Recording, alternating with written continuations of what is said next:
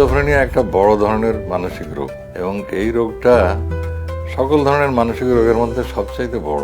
এই রোগের কারণে মস্তিষ্কের স্বাভাবিক সমন্বয় করে যে কাজ করা সেটা হয়ে ওঠে না, যার ফলে তার চিন্তা ভাবনা, তার প্রত্যক্ষণ, তার পৃথিবীকে দেখার দৃষ্টিভঙ্গি সবই পাল্টে যায়।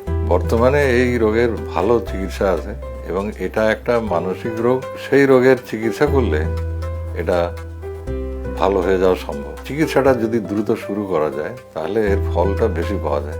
এই রোগ শিশুদের মধ্যে অনেক সময় দেখা দেয়।